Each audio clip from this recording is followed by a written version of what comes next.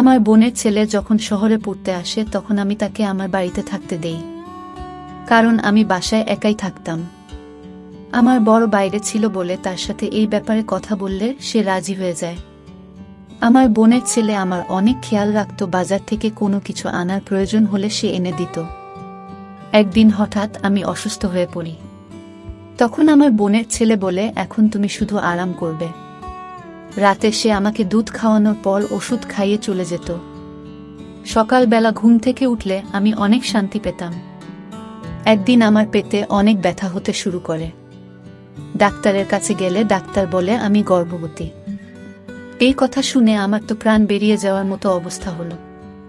বন্ধুরা, গল্পটি শুরু করার আগে আপনি যদি আমার এই ছোট চ্যানেলটির নতুন দর্শক হয়ে থাকেন তাহলে চ্যানেলটি সাবস্ক্রাইব করে আমাদের সাথে থাকবেন। ডাক্তার যখন আমাকে বলে আমি গর্ভবতী তখন আমার মাথায় আকাশ ভেঙে পড়ে। আমি আশ্চর্য হয়ে ডাক্তারের মুখের দিকে তাকিয়ে থাকি। তিনি আমাকে এমন একটা কথা বলেছিলেন, সেটা শোনার পর আমার চিন্তাভাবনা করার ক্ষমতা হারিয়ে গেছিল। আমার মনে হচ্ছিল আমার উপর পাহাড় ভেঙে পড়েছে, এটা কি করে সম্ভব? আমি এটা মেনে নিতে পারছিলাম না। আমি ডাক্তারকে বলি, নিশ্চয়ই আপনার কোথাও ভুল হচ্ছে, আমার শুধু পেটে ব্যথা করত। সে আমাকে দেখে হাসতে থাকে। সে আমাকে রিপোর্ট দেখায়, আমাকে বলে, বিগত 3 বছর ধরে তুমি আমার কাছে এই জন্যই তো চিকিৎসা করছো। অবশেষে ভগবান যখন তোমাকে খুশির খবর শুনিয়ে দিল, তখন তো তোমার ভগবানকে ধন্যবাদ দেওয়া উচিত। আমি আমার রিপোর্ট দেখে চমকে যাই। আমি কখনো ভাবতে পারিনি আমার জীবনে কখনো এরকম ভয়ঙ্কর ঘটনা ঘটবে। আমি তো এই কথা শুনে ঘাবড়ে যাই। আমার বিয়ের 5 বছর হতে চলল, আর আমার বর কাজের সূত্রে বাইরে থাকে। কয়েক বছরে শুধুমাত্র 10 দিনের জন্য দেশে আসে। আর আমি চাইতাম সেই সময় আমার ইচ্ছা যাতে পূরণ হয়ে যায়, যাতে আমার মন বাচ্চার উপরে থাকে, তাকে নিয়ে যাতে আমি দিন কাটাতে পারি। কিন্তু প্রত্যেকবার আমি দুঃখ পেতাম। এখন তো সে বিদেশে ছিল। আমি ডাক্তারকে কিছু বলিনি। নিজের রিপোর্ট নিয়ে ধীরে ধীরে বাইরে চলে আসি। আমার মাথা কাজ করা বন্ধ করে দিয়েছিল। এটা কি করে হতে পারে? আমি গর্ভবতী। আমার বাড়ি ক্লিনিকের একটা গলির পরেই ছিল, কিন্তু আমার পা এত ভারী মনে হচ্ছিল যেন আমার কাছে অনেক ভারী কিছু চাপানো আছে। বাড়িতে আমরা শুধু দুজনই থাকতাম, আর কেউ থাকতো না। এক আমি, আর দ্বিতীয়ত ফাহিম আমার মাথা কাজ করা বন্ধ করে দেয়। ফাহিম আমার নিজের বোনের ছেলে ছিল, আমার নিজের বড় দিদির ছেলে। তার ব্যাপারে উল্টোপাল্টা কিছু চিন্তা করতে পারছিলাম না। আমি তখনই সামনে নিজের বাড়ির গেট দেখে আমি চমকে উঠি।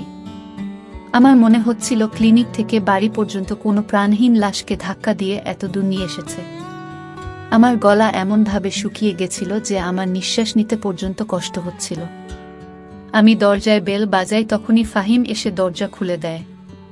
আমি বাড়ির ভিতরে চলে যাই। আমাকে দেখে ফাহিম হাসতে থাকে। আমি ঘরে যেতেই সে বলে, মাসি, আজ তুমি এত দেরি করে এলে। আমি তোমার জন্য অনেক অপেক্ষা করেছি। তারপর আমি আর খিদে সহ্য করতে না পেরে খেয়ে নিয়েছি। তোমার জন্য খাবার নিয়ে আসি। সে আমার বড় দিদির ছেলে, যে চাকরির সূত্রে শহরে চলে এসেছিল, আর বিগত কিছু মাস ধরে সে আমার সাথে থাকছে। আমার স্বামীরও এ ব্যাপারে কোনো আপত্তি ছিল না। ফাহিমের ব্যাপারে সে সবকিছু জানত। তাছাড়া সে অনেক খুশি ছিল। সে আমায় খুব একটা চিন্তা করত না, ফাহিম ছিল বলে। ফাহিম বলল, মাসি, তোমার কি হয়েছে? ফাহিমের কথা শুনে আমি চমকে যাই। আমি বললাম, কিছু না, আমার খিদে নেই, মাথায় ব্যথা করছে। আমি নিজের ঘরে যাচ্ছি। এই কথা বলে আমি ঘরে চলে গেলাম। আমি রিপোর্ট টেবিলে রেখে নিজের নিষ্প্রাণ শরীর নিয়ে বসে থাকি। আমার চিন্তাশক্তি শেষ হয়ে গেছিল। ফাহিম আমার নিজের বন্ধু ছিল, আমার দিদির ছেলে। আমি তার ব্যাপারে এমন কিছু ভাবতে পারছিলাম না। আমি ভাই বোনদের মধ্যে সব থেকে ছোট ছিলাম, আর দিদি সব থেকে বড়। দিদির যখন বিয়ে হয় আমার বয়স তখন 9 বছর ছিল, আর যখন ফাহিমের জন্ম হয় তখন আমার বয়স ছিল 11 বছর। আমার বড় দিদির বাড়িতে অনেক নিয়ম ছিল, তাদের করা হুকুম ছিল। তাহলে সব হুকুম ফাহিম মেনে চলত। তাকে সবাই পছন্দ করত। কিন্তু আমার কাছে যে রিপোর্ট ছিল তাতে আমার সন্দেহ ফাহিমের উপরে হচ্ছিল।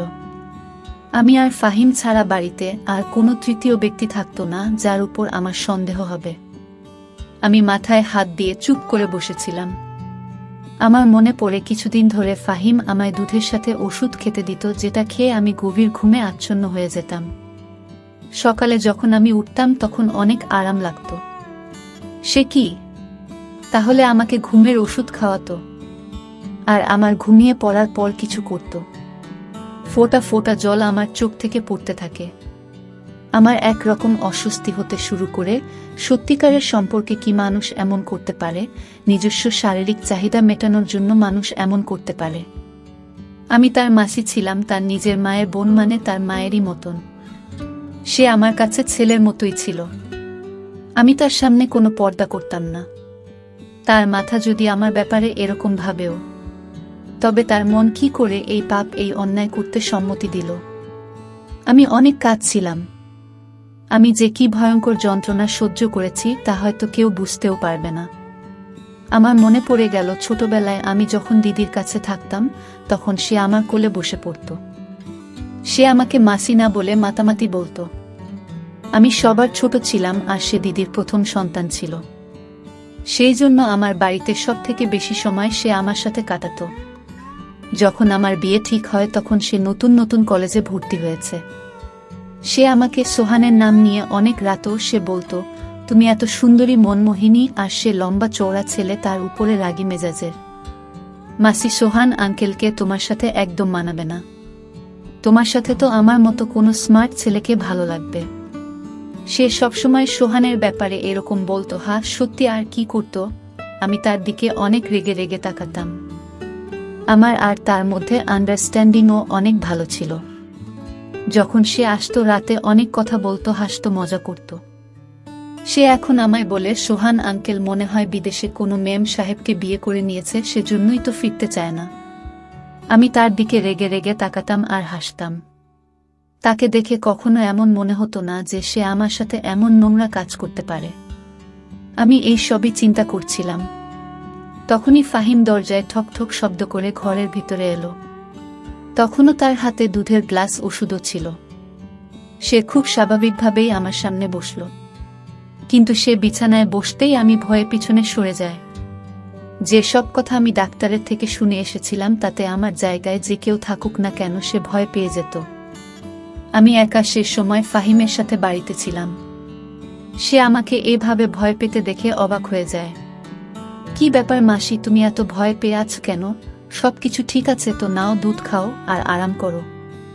ফাহিম আমার দিকে গ্লাসটা এগিয়ে দেয়। আমি তার কাছ থেকে গ্লাস নিয়ে পাশে রেখে দিই। তাকে বলি, যাও এখান থেকে, আমার ঘুম পাচ্ছে।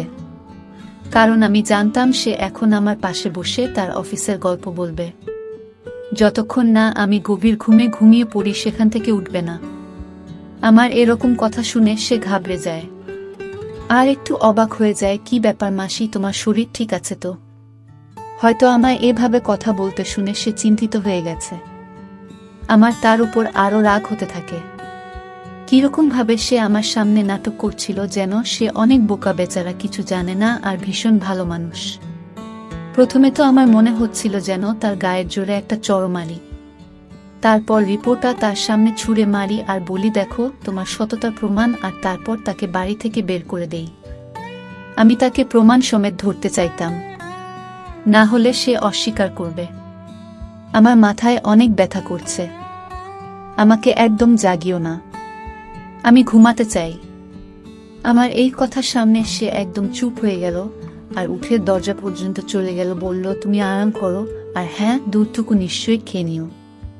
আমাকে আবার দুধ খাওয়ার কথা বলে সে ঘর থেকে বেরিয়ে চলে গেল। আমি এটা জানতে চাইতাম, দুধে ওষুধ মিশিয়ে তাকে খাইয়ে সে কি এমন নোংরা কাজ আমার সাথে করত। আমি সেই দুধের গ্লাসটা জানলা দিয়ে বাইরে ফেলে দিই। সেই জানলাটা রাস্তার দিকে ছিল। ওষুধটা রেখে দিয়ে ঘরের লাইট বন্ধ করে আমি ঘুমিয়ে পড়ি। এখন আমি সেই সময়ে অপেক্ষা করছিলাম যখন ফাহিম ঘরের ভিতরে ঢুকবে। আধা ঘন্টা কেটে গেছিল, কিন্তু আমার ঘরে কেউ আসেনি। তার আসার অপেক্ষা করতে করতে আমি বিরক্ত হয়ে যাই। আমার ঘুম পেতে থাকে, সেজন্য নিজে গিয়ে দেখে আসি যে সে কি করছে। আমি উঠে ঘরের বাইরে গিয়ে দেখি বারান্দা ফাঁকা ছিল, তার সামনে ঘরটা ফাহিম ছিল। আস্তে করে তার ঘরের দরজা খুলতেই আমার হুঁশ উড়ে যায়, কারণ সে তো। আমি তার ঘরের দরজা ধীরে ধীরে বন্ধ করে দিই আর ধীর পায়ে নিজের ঘরে চলে আসি। আমার মাথায় সেই কথাগুলো ঘুরতে থাকে। যখন দিদি প্রথম ফোন করে সে বলেছিল ফাহিম তো শহরে চাকরি করতে চায়, সেখানে অনেক রকমের ছেলে থাকে। আমার ফাহিম অনেক সহজ সরল, যদি কোনো উল্টোপাল্টা লোকের চক্করে ফেঁসে যায়, যদি নেশা করা শুরু করে। তুমি তো জানো আমরা কিভাবে তাকে মানুষ করেছি, কিভাবে তার দেখাশোনা করেছি। আমার ছেলে অনেক শান্ত, অনেক সৎ, কিন্তু অনেক ছেলেরা এক জায়গায় থাকলে খারাপ কাজ তো হবে। সেই জন্য তুমি যদি তাকে নিজের বাড়িতে রাখো তাহলে আমি শান্তি পাব। সেই সময় আমি ফাহিমের এই ভেবে বাড়িতে থাকতে দেই, কারণ আমি মনে করতাম সে আমার বন্ধু নয়, বরং সে আমার ছেলের মতো। আমার মাথা যন্ত্রণায় ফেটে যাচ্ছিল। আমি দেখেছিলাম আমার দিদির ছেলে সেই সময় নিজের ঘরে বসে সিগারেট খাচ্ছিল। আমার দিকে তার পিঠ ছিল, সেই জন্য সে কিছু জানতে পারেনি। আমি ধীরে তার ঘরের দরজা বন্ধ করে নিজের ঘরে ফিরে এসেছিলাম। আমি ফুল নিশ্চিত ছিলাম যে সে নিশ্চয়ই নেশা সিগারেট খাচ্ছিল। আমি কিছু বুঝতে পারছিলাম না যে কি করব আর কি করা উচিত। আমি কি করে নিজের দিদিকে সেভাবে এই ব্যাপারগুলো বলবো? আমার দিদি একজন হার্টের রোগী ছিল। যদি সে জানতে পারে যে ফাহিম আমার সাথে কি করছে, এটা শোনার সাথে সাথেই হয়তো মারা যাবে। আমি ভেবেছিলাম যে সকাল হলেই আমি ফাহিমকে বলবো সে যেন নিজের থাকার বন্দোবস্ত করে নেয়। আমি তাকে নিজের বাড়িতে আর রাখতে পারবো না। আমি নিজের ঘর বন্ধ করে দিয়ে শুয়ে পড়ি। সকালে আমার দরজা জুড়ে জুড়ে ধাক্কানো হচ্ছিল। আমি উঠে দরজা খুলি তখন দেখি ফাহিম আমার দিকে অনেক রেগে তাকিয়ে আছে। দরজা কেন বন্ধ করেছিলে তুমি? শেষে আমাকে অনেক জোরে জিজ্ঞাসা করে।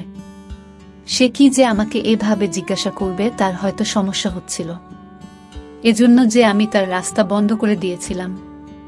সে যে অন্যায় আমার সাথে করছিল, হয়তো তার চাহিদা পূরণ না হওয়ার কারণে সেইভাবে আমার সাথে কথা বলছিল। আমি তাকে জিজ্ঞাসা করি, তুমি কেহ আমাকে এরকমভাবে প্রশ্ন করার? আমার এত জোর গলার আওয়াজ শুনে সেও একটু অবাক হয়ে গেল। তখন সে নরম গলায় বলে, মাসি, রাতে তোমার শরীর ঠিক ছিল না, তাই আমার চিন্তা হচ্ছিল। আমি কখন থেকে দরজার সামনে এসে তোমাকে ডাকছিলাম, কিন্তু যখন তুমি কোনো উত্তর দিচ্ছিলে না তখন আমার চিন্তা হতে শুরু করে যে না জানি তুমি বেহুশ হয়ে যাওনি। সেই জন্য আমি দরজা খোলার চেষ্টা করি, কিন্তু দরজা বন্ধ ছিল। সেই জন্য আমি চিন্তিত হয়ে যাই। তুমি দয়া করে দরজা লক করো না। তার মিথ্যে নাটক আর আমার জন্য মিথ্যে চিন্তা করা দেখে আমার ভীষণ রাগ হচ্ছিল। আমি কড়াভাবে বলি, তোমাকে আমার জন্য চিন্তা করার কোনো দরকার নেই। এরপর নিজের ঘর থেকে বাইরে চলে যায়। নিজের জন্য জলখাবার বানিয়ে খেয়ে পাশেই এক বান্ধবীর বাড়িতে চলে যায়। আমার পাশের বাড়িতেও আমার বয়সী একজন মেয়ে থাকত, সে বিবাহিত ছিল। যখনই আমার বর দেশের বাইরে যেত তখন সে আমার খেয়াল রাখত। আমার তার বন্ধুত্ব অনেক ভালো ছিল। তার বর আমাকে নিজের বোনের মতো দেখত। যখনই সে বাজারে যেত তখনই আমাকে জিজ্ঞাসা করত, বোন, তোমার জন্য কিছু কিনতে হবে, যদি কিছু আনতে হয় আমাকে বলো। আমি প্রায় তাকে বাজার থেকে জিনিস কিনতে দিতাম। যবে থেকে ফাহিম আসে তখন থেকে ফাহিম এসব কাজ করত। এখন আমার প্রতিবেশী সীমার সাথেই কাজ ছিল যে আমায় বর্জন করতে হবে। এই পাপ আমার জীবন থেকে শেষ করে দেওয়া ছাড়া আমার আর কোনো উপায় ছিল না। আমি এটাই বুঝতে পারছিলাম না যে আমি সীমাকে কি বলবো, না জানি সে আমার ব্যাপারে কি ভাববে। কিন্তু আমার কোনো না কোনো মহিলাকে তো দরকার ছিলই। আমাকে তো কাজটা করতেই হবে, কারণ দিদিকে যদি সত্যিটা বলি তবে সে মেনে নিতে পারবে না। যদি নিজের বরকে এসব কথা বলতাম তাহলে তো সে আমাকে আর কখনো নিজের বউ বলে মেনে নিত না। আমার সংসার বরবাদ হয়ে যেত। আমি যে কি জায়গায় ফেঁসে গেছিলাম তা শুধু একমাত্র আমি ভালো করে জানতাম। আমি একজন নতুন লেডি ডাক্তারের কাছে গিয়েছিলাম আর বলেছিলাম যে যদি আমার কাজ ঠিকভাবে করে দেয় তবে তাকে আমি ভালো টাকা দেব।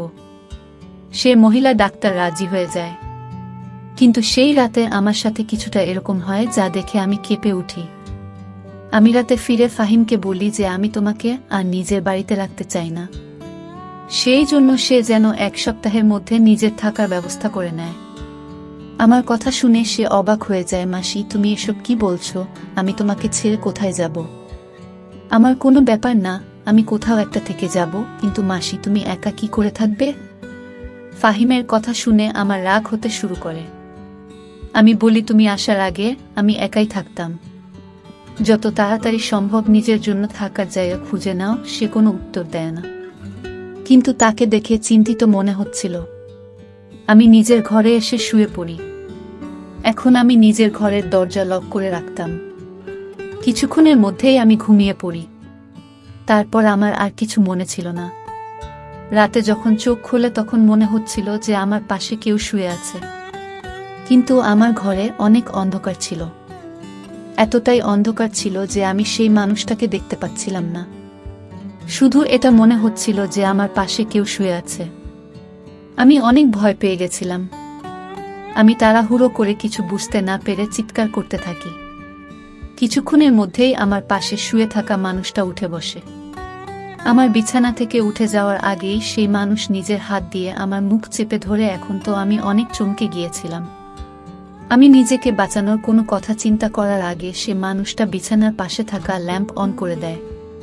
তাকে দেখে তো আমার হুঁশ হারিয়ে যায়। আমার সামনে আমার বর ছিল কখন বাড়ি আসে। সে আমাকে কিছু না জানিয়ে হঠাৎ চলে এসেছিল। সে হাসতে থাকে, বলে তোমাকে সারপ্রাইজ দেওয়ার ছিল। যখন আমি বাড়ি ফিরি তখন ফাহিম দরজা খুলে। সে জানতো আমি এখানে আছি। যখন আমি ঘরে আসি তখন ঘর লক ছিল। তুমি জানো, জানলা দিয়ে আমাকে ভিতরে আসতে হয়েছে। তুমি তো অদ্ভুত। এখানে কি এমন অচেনা ব্যক্তি আছে যে তুমি দরজা লক করেছ? তার কথায় আমি উত্তর দিতাম। সেই সময় আমি মন থেকে অনেক ভেঙে পড়েছিলাম। সেই জন্য সোহানের গলা জড়িয়ে আমি অনেক কাঁদতে থাকি। সে ভেবেছিল যে সে ছিল না বলে আমি উদাস ছিলাম। সেজন্য এভাবে হঠাৎ তাকে সামনে দেখে কেঁদে দিয়েছি। সত্যিটা অন্য কিছু ছিল। আমি জানতাম আমার উপর দিয়ে কি ঝড় বয়ে যাচ্ছে। সে আমাকে সান্ত্বনা দিতে থাকে। সকালে যখন আমি উঠি তখনও সোহান ঘুমাচ্ছিল। আমি অনেক চিন্তিত ছিলাম। আজ আমাকে ডাক্তারের কাছে অ্যাবর্শন করতে যেতে হবে, কিন্তু সোহানের উপস্থিতিতে এটা সম্ভব নয়। আমি এটা ভেবে চিন্তিত ছিলাম যে সোহানের কাছে কি অজুহাত দেবে, কি করে এই কথাটা লুকাবো। আমি চিন্তিত হয়ে বাইরে বসেছিলাম। তখনই ফাহিম রান্নাঘর থেকে বের হয়। সে নিজের ও সকলের জলখাবার বানিয়ে টেবিলে রাখছিল। আমাকে দেখে হাসতে থাকে আর আমাকে জিজ্ঞাসা করে, মাসি মেসোকে এভাবে হঠাৎ দেখার সারপ্রাইজ পেয়ে কেমন লাগছে? আমার তাকে দেখে ঘৃণা হয় আর তাকে জিজ্ঞাসা করি, তুমি এত নাটকীয় ব্যক্তি কেন? এত ভালো মানুষের অভিনয় কিভাবে করো? তুমি লজ্জা লাগে না তোমার? একদিকে মাসি বলে ডাকো আর অন্যদিকে। আমি এসব দেখে দেখে বিরক্ত হয়ে গেছিলাম। সেই জন্য কোনো কিছু ভাবনা চিন্তা না করেই মুখে যায় এসেছিল আমি বলে দিয়েছিলাম। সে এতটাই মিলছিল। সে তখন আমাকে অবাক হয়ে দেখছিল। আমাকে বলে, মাসি কি বলছো তুমি? আমি তোমার কথা কিছু বুঝতে পারছি না। আমি এমন কি করেছি যার জন্য তুমি আমার সাথে এভাবে কথা বলছো? ফাহিমের কথায় আমি তার দিকে অবাক হয়ে দেখি আর নিজের ঘরে চলে যায়। সোহান তখন ঘুমাচ্ছিল। আলমারি থেকে নিজের রিপোর্ট বের করি আর ঘরের বাইরে চলে আসি। সিহাব টেবিলের পাশে দাঁড়িয়েছিল। আমি সেই রিপোর্ট তার মুখের উপর ছুঁড়ে মারি আর তার মুখের সাথে ধাক্কা লেগে মাটিতে পড়ে যায়। বলি, এটা পড়ো আর নিজের নোংরা মুখ নিয়ে সোহান ওঠার আগে আমার বাড়ি থেকে বিদায় হয়ে যাও। আমি ওকে রেগে রেগে এই কথাগুলো বলি, কারণ আমি চাইতাম না কোনোভাবে সোহান এই কথা জানতে পারুক। ফাহিম রিপোর্টটা মাটি থেকে তুলে খুলে যখনই সে সেই রিপোর্ট পড়ে তখন তার মুখের রং ফিকে হয়ে যায়। তার হুঁশ উড়ে যায়। তার কিছু বলার আগে সোহান বারান্দায় আসছিল। জানি না কিভাবে, কিন্তু সে সোজা ফাহিমের কাছে আসছিল। রিপোর্ট তার হাত থেকে নিয়ে পড়তে শুরু করে। সেটা দেখে তো আমার প্রাণ বেরিয়ে যাওয়ার মতো অবস্থা হয়। আমার সংসার নষ্ট হয়ে যাবে। সোহান তো আমাকে তালাক দিয়ে দেবে। আমার খুব বাজেভাবে মাথা ঘুরে যায় আর আমি পড়ে যাই। যখন আমার হুঁশ আসে তখন দেখি আমি হাসপাতালে আসছি। আমার হাত কাঁপছিল আর সোহান আমার দিকে দেখছিল। ফাহিম ও সেখানে দাঁড়িয়েছিল। আমি সোহানকে দেখে কাঁদতে থাকি। আমি বলি, আমার কোনো দোষ নেই। ফাহিম আমাকে ঘুমের ওষুধ দিত। আমি কিছু জানি না। দোহাই, আমাকে তালাক দিও না। আমি তোমাকে অনেক ভালোবাসি। আমি তোমাকে ছাড়া বাঁচতে পারবো না। আমি বিছানায় শুয়ে তার হাত ধরে তার কাছ থেকে ক্ষমা চাইছিলাম। শেষে আমার হাত ধরে বললে, তুমি চিন্তা করো না, আমি তোমাকে ছাড়ব না। আমি আবার নতুন করে তোমার টেস্ট করিয়েছি। তুমি গর্ভবতী, হয়তো অন্য কারো রিপোর্ট তোমার রিপোর্টের সাথে বদলে গিয়েছিল।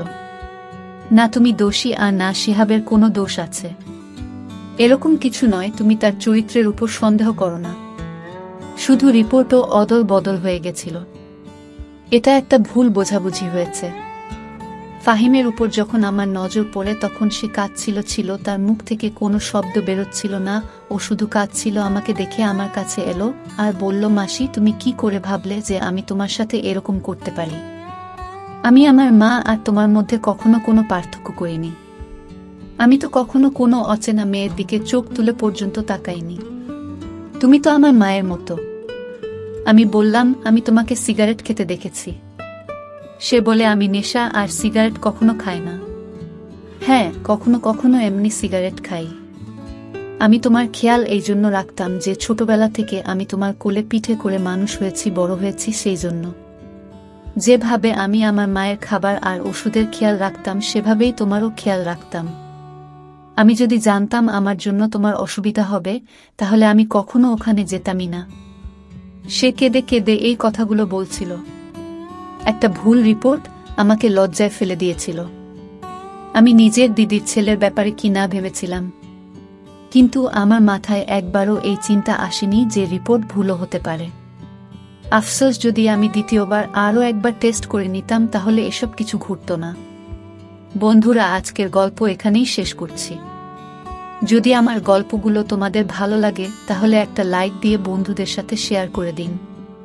দেখা হবে আগামীকালের নতুন ভিডিওতে। সবাই ভালো থাকবেন। ধন্যবাদ।